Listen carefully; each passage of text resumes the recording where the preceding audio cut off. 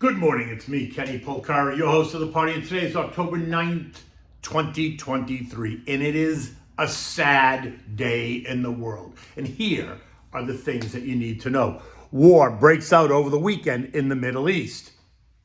Hamas attacks Israel from the north and the south. Actually, Hamas from the south and Hezbollah from the north. 1,200 so far are reported dead. Netanyahu prepares his response. The global markets are skittish. The bond market's closed today because it's a holiday here in the United States and stocks are lower. The safety trade is alive and well. Think gold and other precious metals. And what do we have for dinner tonight? Well, we're going to have the eggplant meatballs. We'll get to that in a moment. And so now it's more geopolitical risk, right? Like I said, Hamas attacked Israel from the south over the weekend, all while Hezbollah launches rockets from the north. Netanyahu declares a state of war and is planning their response, and we can expect a massive military retaliation in Gaza. The Arab nations and the world all line up naturally on different sides, leaving many to ask if this will result in a wider bonfire that moves beyond the Middle East. It was thousands of rockets, wide infiltrations, the taking of soldiers and civilians, all coming at dawn on Saturday morning. It was horrific. The scenes were horrific. And this is only just begun. So there'll be more of that in the days and weeks ahead. Now, Asian markets seemingly unfazed by the tension. Japan was down 0.3 while Taiwan was up 0.4. Everyone else was in between. In Europe, markets there are responding to the latest outbreak. The UK was up 0.6 while the rest of the continent is under pressure. Germany and the Eurostock index both down 0.3%, and everyone else there in between. In the US, futures markets were off about 0.75% overnight, but are trying to stabilize with little success. At 5:30, the Dow futures were down 125. The S&Ps were down 20, the NASDAQ off 90, and the Russell is down 12. We're going to take another look at those at the end of this note, but they have gotten worse. The safety trade has now found new life. Precious metals all higher. Gold up $20, silver up $1, platinum up $9. Oil is up as well, trading up $2.50 at 85.31 a barrel. Natural gas is up 2% at 3.40. The dollar index is up 50 cents at 106.53. And don't forget, today is Columbus Day here in the States, so the bond market is closed. Treasuries are not active. And as you might expect, defense and aerospace stocks are surging in the pre-market. The ITA, which is the ETF, is quoted up $2 or 2.1%. Individual names are quoted even higher. Raytheon quoted up 5% or $3. General Dynamics up 3% or $7. LMT up 5.5% or $22. L3 up 2.4% or $4, and the list goes on.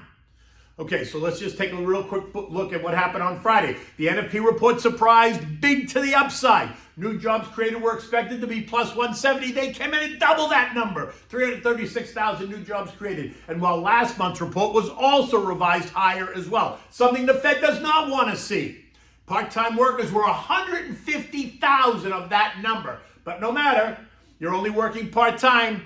That they want to say that it doesn't make a difference. Part-time is still work, so therefore it gets counted as full-time, thus the numbers surge, right? Which is a little confusing, but it is what it is.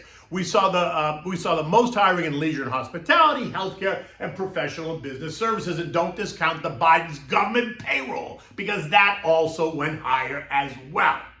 As expected, the algos interpreted this as a negative because it was so strong, and the initial reaction was to sell on the idea that the Fed will definitely raise rates in 2 weeks, and futures plummeted in the pre-market.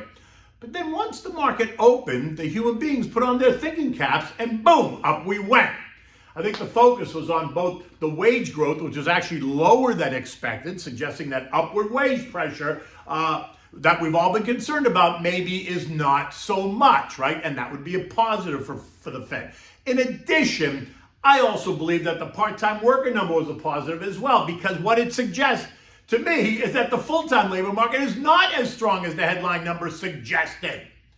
And that could mean that the Fed does not have to do anything in 2 weeks, right? Leaving rates unchanged, and that suggests that we are at the peak of the cycle. And boom, up again we went, right? We closed the day higher. The Dow added 289 points. or nearly 1%. The S&P up 50 points or 1.2%. The NASDAQ gained 212 points or 1.6%. The Russell's ahead by 14 points or 0.8%, while the transports added 130 points or 0.9%. Many are now suggesting that the Fed may not have to do anything, as the bond market is carrying the load, with higher yields working to slow the economy by making auto loans, mortgages, revolving credit, business loans, the cost of capital, all more expensive. The higher yields got the higher yields have the potential to slow the economy and potentially put us over the edge. In fact, the increase in yield since the last FOMC meeting is equal to 25 basis points, and that was when the Fed paused, right? Leaving the holdouts to suggest that the Fed will have no choice but to cut rates in 2024 because they expect the economy to go over the edge. Oh boy, do we have to go there again? I guess these guys have not heard about higher for longer, which the Fed has been very, very clear on. Now, remember, today's a holiday here in the States. Banks are closed. There's no mail, and the bond market is also closed. The stock market is open, but we can expect muted volumes as a result of that, and that can lead to exaggerated moves both up or down. And with the news over the weekend, it appears that the move today is going to be lower, and in fact may be lower, in the days right ahead, as it creates chaos, right? There's no economic data today, so don't look for that to drive the action. The focus is going to be on what's happening in the Middle East, at least for today. And while geopolitical risks can create havoc in both the stock and bond markets as well as some other markets in the short term, they do not usually create long-term pricing. Tomorrow brings us the September PPI report, and that's expected to be up 0.3 month over month. Ex-food and energy up 0.2, while year-over-year reports are expected to be plus 1.6% and 2.3% respectively. Wednesday will bring us the CPI report, and that's expected to show an increase of 0.3% month over month. Ex-food and energy also up 0.3, while the year-over-year numbers are going to come in at 3.6 and 4.1%. Both of those numbers are a bit lower, but it makes sense, right? Because they dropped last September's number, which was high, and they replace it with this September's number, which is lower. So mathematically, it has to come down. I mean, think about it. Here's how it works. You have 12 numbers, right? So you start with 2 7s, 2 6s, 4 5s, and 4 4s. That comes out to 62. Then, in this report, you drop the first 7 and you replace it with a 3 at the other end. So now you have 1 7, 2 6s, 4 5s, 4 4s, and a 3. That comes out to 58. Capiche? So the number naturally has to come down. It's like magic. But the issue is that no matter what, prices are still rising. And while each month it will appear as if inflation is stalling, the fact is that prices are now set at a new higher level, which will eventually be considered normal, and then we can stop discussing it. Now, like I said, precious metals are higher. Think safety. And oil is higher. Think global unrest and ongoing production cuts. Now, what will be interesting is, what will the Saudis and OPEC do now? Will they turn on the spigots or keep them turned off as global chaos rises, right? We're about to find out. Now, it's also the start of earnings season and earnings week, and we're going to kick it off with the banks on Friday the 13th, no less. Let's not hope that's a sign. Earnings for the third quarter are expected to decline by 0.3% year over year. And if that's true, it'll be the fourth straight quarter of year-over-year declines. 4 sectors ought to report higher earnings due to upward revisions of their earnings per share estimates. 76 S&P 500 companies have issued negative guidance, while 42 of them have issued positive guidance. The market is trading at 17.7 times forward earnings, which is below the 5-year average of 18.5 times and ahead of the 10-year average of 17.5. So we're not overvalued or undervalued according to that statistic. So far, we've heard from 20 companies, and 17 of them have reported positive earnings per share surprises. That's equal to 85%. While 14 have reported positive revenue surprises. That's 70%, which is right in line with historical norms.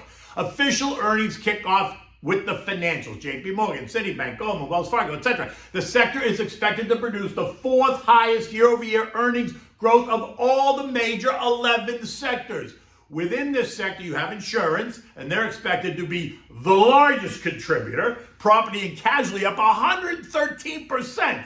Multi-line up 77%. Financial services is going to be up 12%. Banks up 4%. Diversified banks up 15%, while the regionals are expected to be down 15%. The big thing to watch this time around is the effect of the rise of the 10-year yield and what it does to capital levels along with deposits. Are they stabilizing? Also, what are loan loss provisions going to do? Expect big allocations to that line item to reflect both current and future credit deterioration. Mortgages are weak, think 7.5% mortgage rates. And what will they say about credit cards? In default or not in default, or the expectation of going into default. Certainly, sales and trading and investment banking, you can always watch those. Now, the 30-year bond kissed 5% earlier last week, causing concern for investors, right? Because it's a big number for the 30-year. It ended the week, though, at 4.96. Investors in the markets are also watching the 10-year Treasury very closely because the 10-year is the baseline rate for all the risk investments, how they assess them, right? Think revolving credit, consumer debt, mortgage rates, business loans, capital, and all that stuff, and how it affects capital expenditure, right? Now, the 10-year ticked as high as 4.87 on Tuesday and ended the week yielding 4.8. The 2-year ticked at 5.17 on Tuesday and ended the week at 5.08, so they came down. Bond prices went up. Shorter duration bills are still yielding 5.45 and 5.5% respectively, while your government money market account is paying you 5.1% to hold cash. Now, while the markets have settled down after the recent rout, investors remain fragile. And the weekend events will only raise the temperature among those investors, at least in the near term. Watch this week, watch the inflation numbers. They are key. And then we'll start with the earnings, which will drag on for the next 5 weeks, right? So expect to hear lots about earnings every day, earnings. But in the end, all of the markets are reacting the same way, right? When sellers are anxious, buyers end up taking control and markets pull back. When the buyers are anxious, sellers end up taking control and the markets move up. Thus, we saw that happen on Friday, and this morning we're seeing the opposite happen today, right? The question now is who's going to be anxious today? Clearly feels like the sellers are anxious today. You can add stability to your account, you know that, just raise your cash portion. The government is paying you 5% to be completely liquid. Now, at 6:45, we checked the futures again, and they remain in negative territory and actually have weakened further. Dow futures now down 145, the S&P is down 24, the NASDAQ down 106, and the Russell is down 13.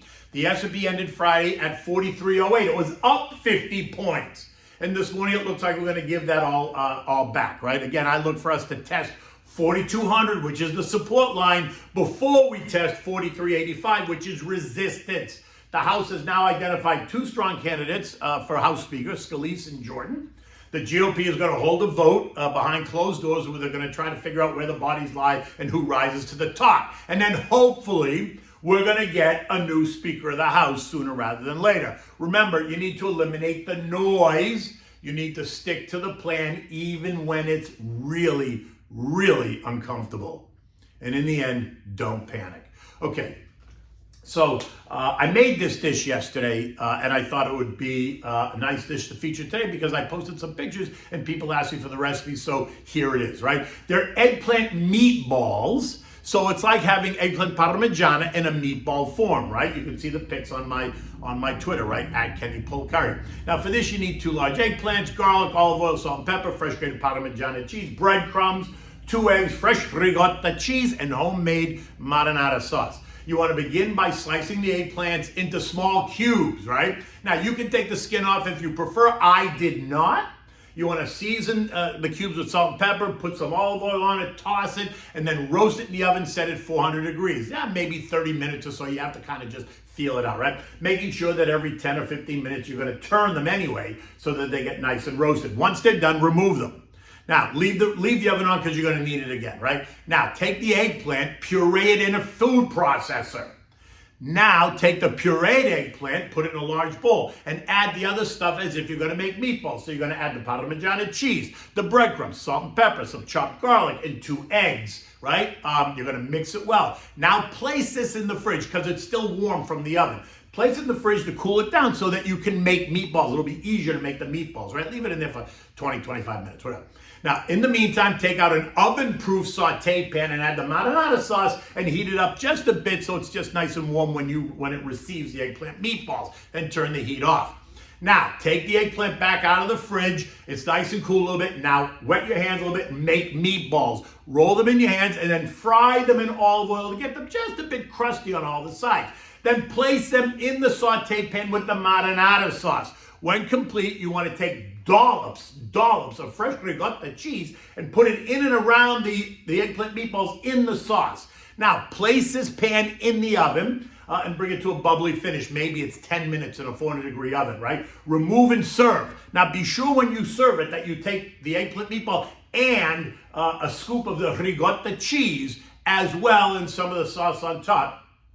And when you eat it, honestly, it tastes like eggplant parmigiana, except it's in like a meatball form, and it takes you less time to make it, and it's kind of an interesting take on it, right? You can serve it nice in a big bowl and use it as a side dish. People can take it. You can serve it as an appetizer. Just serve it individually to people if you want. However, you can check it out on my Twitter. It was simple to make, and they're really good. They're really, really good. And then, in the picture, it looks like a meatball, but it's all eggplant. There's no meat in it at all. Now, the day's just started here in Florida. Like I said, it is a holiday, so it's going to be quiet in the markets. I think they'll certainly be under pressure as a result of what's going on globally, and the moves can be exaggerated. But until tomorrow, take good care.